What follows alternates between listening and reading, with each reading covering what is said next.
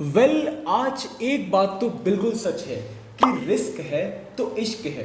और आप में से आज 90% लोग ऐसे होंगे जो यह मानते हैं कि बिजनेस में भी रिस्क होता है। एंड रियली बिजनेस में रिस्क होता है, मगर क्या आपने कभी यह जानने की कोशिश करी कि बिजनेस में अगर रिस्क होता है तो आखिर रिस्क होता क्यों है? और अगर अभी तक आपने ऐसा कुछ भी जानने की कोशिश नहीं करी तो आप बिल्कुल सही प्लेटफॉर्म पर आए हैं, क्योंकि आज आप और हम मिलकर ये डिस्कस करेंगे कि आखिर बिजनेस में रिस्क होता क्यों है और क्या वाकई में बिजनेस में रिस्क होता भी है या फिर नहीं। नमस्कार साथियों, आज एक बार फिर मैं अक्षय श्रीवास्तव प्रेम पूर्वक आप सभी का अपने इस चैनल पर आज हार्दिक स्वागत करता हूं।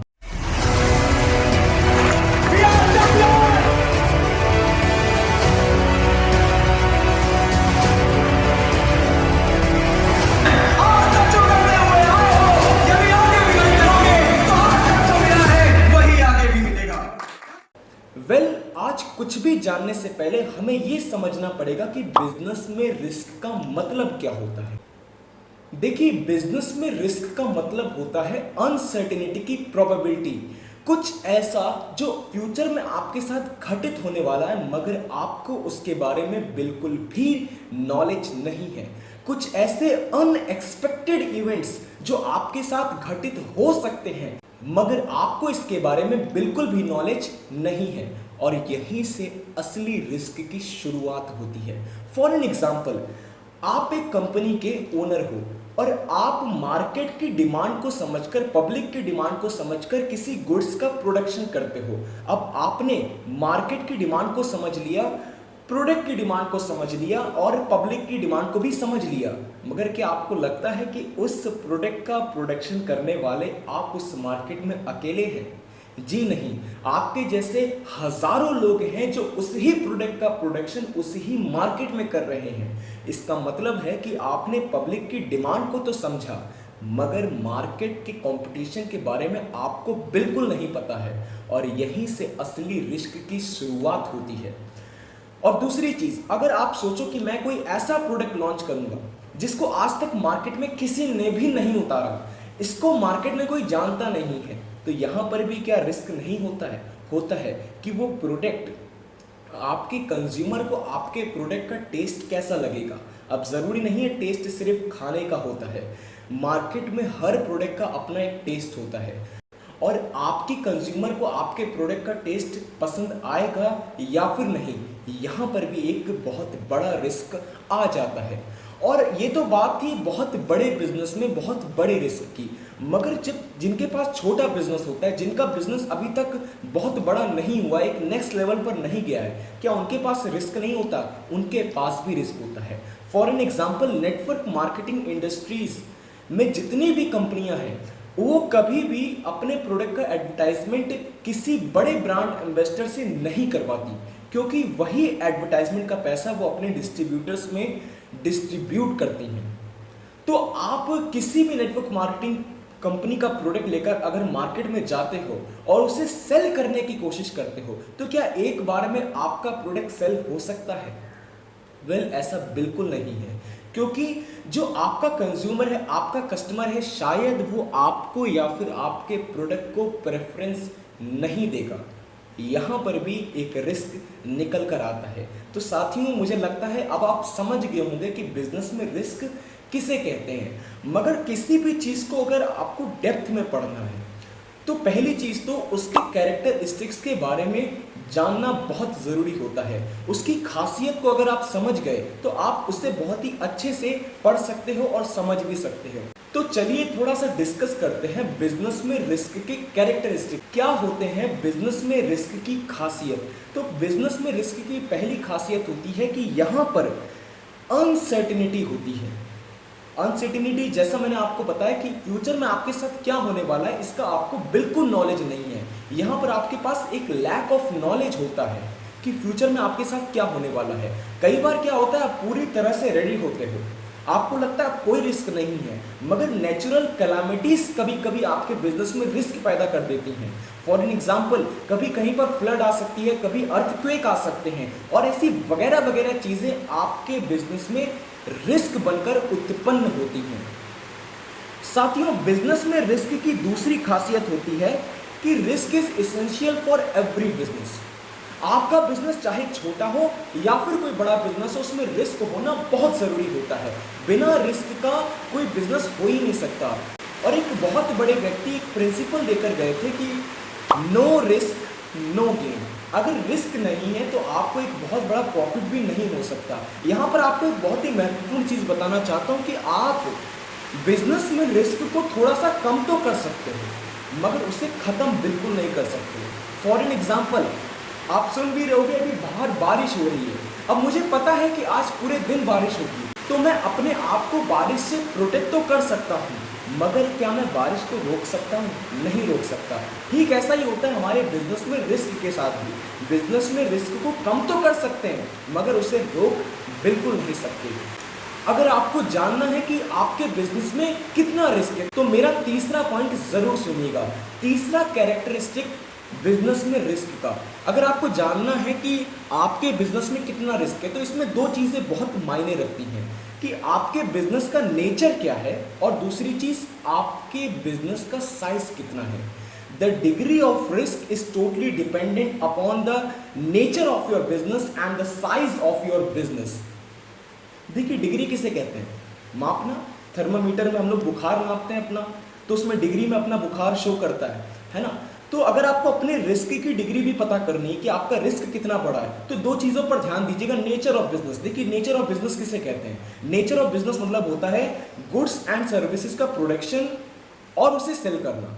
ये होता है नेचर ऑफ बिजनेस, यही होता है बिजनेस में। दूसरी चीज़, आपके बिजनेस का साइज कैसे पता चलेगा? तो ये बहुत ही सिंपल फॉर्मूला है, the volume of production of goods and services of your company. आपकी कंपनी में गुड्स और सर्विसेज कितनी मात्रा में प्रोड्यूस होते हैं, इससे आपकी कंपनी का साइज पता लग जाता है। और अगर आपको पता करना है कि रिस्क कितना है हमारी कंपनी में, तो एक चीज़ मेरी बात को सुनिएगा, अगर आपकी कंपनी का प्रोडक्शन साइज थोड़ा कम है, इसका मतलब है कि आपकी कंपनी में सेल्स भी कम होती है। आपकी कंपनी में प्रोडक्शन तो कम होता ही है, इसका मतलब है आपकी कंपनी में रिस्क भी कम है, आपके बिजनेस में रिस्क भी कम है। और दूसरी चीज़, अगर आपकी कंपनी का प्रोडक्शन बहुत ज़्यादा है, उसकी वॉल्यूम बहुत ज़्यादा है, इसका मतलब है कि आपके बिजनेस में रिस्क भी बहुत ज़्यादा है।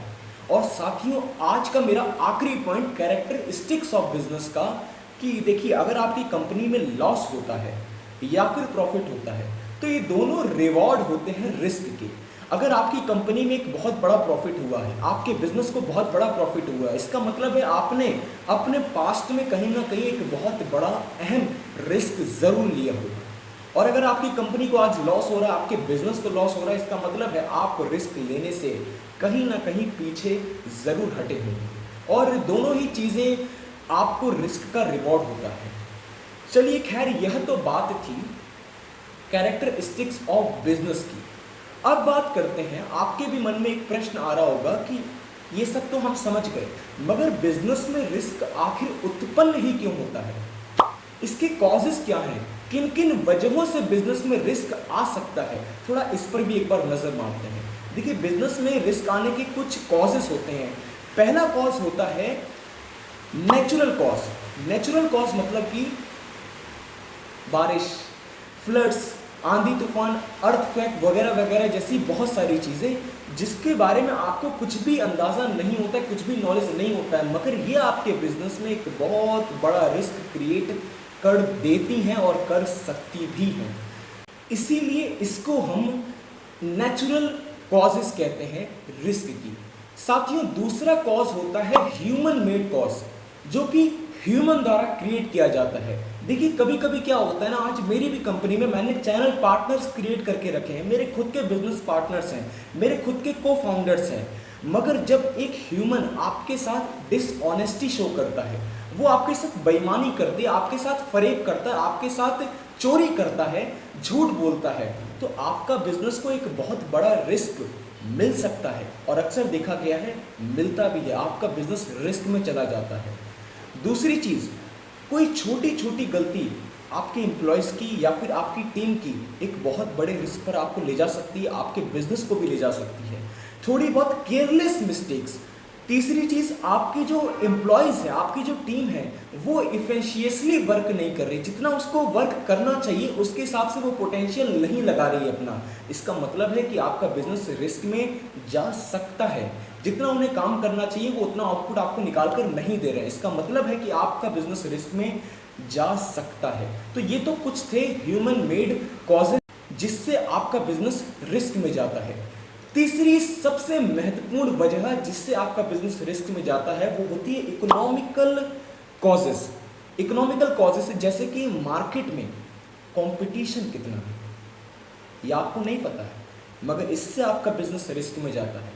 मार्केट में डिमांड किन चीज़ों की है और आप प्रोड्यूस क्या कर रहे हो, अगर ये दोनों चीज़ें आपके पास वेरीफाइड नहीं है तो आपका बिजनेस रिस्क में जाता है। और इतिहास गवाह ऐसी बहुत सारी कंपनीज हैं जो ट्रेंड को अपना फ्रेंड नहीं बना पाई। मार्केट में जो डिमांड थी वो उसको सेटिस्फाई नहीं कर पाई, वो अपना प्रोडक्शन करती गई और आज उन्होंने इतना बड़ा रिस्क लिया और वो कंपनीज आज बहुत बड़े लॉस में हैं।